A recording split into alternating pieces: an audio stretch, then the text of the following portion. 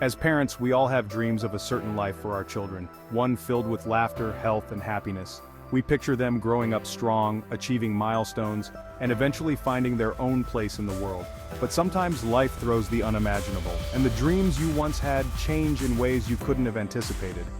For my family, that moment happened when our son's world, and ours, changed forever. Our 14-year-old son has always been a light in our lives. But over the past year, we've been on a journey that has tested our strength, resilience, and capacity to love beyond what we ever thought possible. It's been an emotional roller coaster, and now we stand at a crossroads, faced with a decision that will shape the course of our son's treatment and the safety of our family. This is our story, and maybe, in sharing it, we can connect with others who are facing or have faced something similar. There's something about knowing you're not alone that makes even the darkest days a little brighter. When the world changes in an instant. He has always been our active, curious boy, filled with endless energy and imagination. From a young age, he dealt with health issues, particularly ocular migraines, which started when he was 6. But nothing could have prepared us for what began to unfold in September 2023, just over a year ago. It started with his body giving out, and in November 2023, that's when we learned he had arthritis and ankylosing spondylitis, conditions we were just beginning to understand. From there, things escalated quickly. After months of escalating symptoms, he was diagnosed with conversion disorder, a condition that occurs when psychological stress presents itself in physical ways. Along with this came multiple personalities, which have now become a part of his daily life. Each personality is like a different part of him, each one with its own way of interacting with the world. Some are kinder, others more defensive. Navigating multiple personalities. At first, we didn't know what was happening.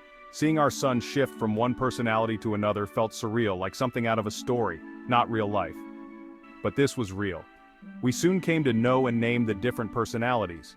Each one has a distinct role in his life, and while some are gentle, others can be quite harsh.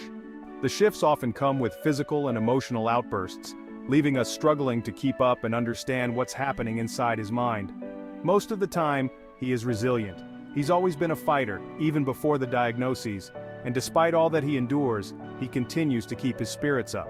But lately, with the emergence of what seems like another personality, things have taken a dangerous turn. When this new personality begins to surface, he becomes physical, not necessarily toward others, but toward himself.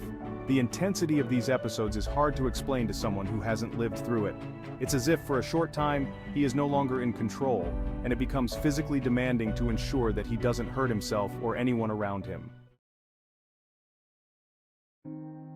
A turning point, the decision we never expected to make. As parents, we want nothing more than to protect our children. We would move mountains if we could, just to give them a chance at a better, safer life. But what do you do when you're no longer able to protect them in the way you always have? When the situation outgrows what you can handle within the walls of your own home? We're at that point now. Each time he enters one of these episodes, it takes everything in us to secure him, to make sure he's safe and doesn't harm himself. His outbursts have become more intense, and honestly, it's hard to know how much longer we can physically handle it without more help. It's emotionally and physically exhausting. And with each day, we feel more and more at a loss. We've reached a crossroads, one that no parent ever wants to face. We have two options, both with heavy consequences that weigh on our hearts. Inpatient treatment.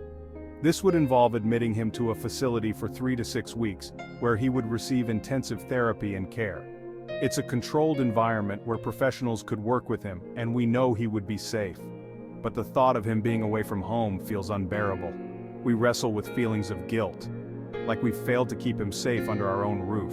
How can we send him away? What if he feels abandoned or thinks we've given up on him?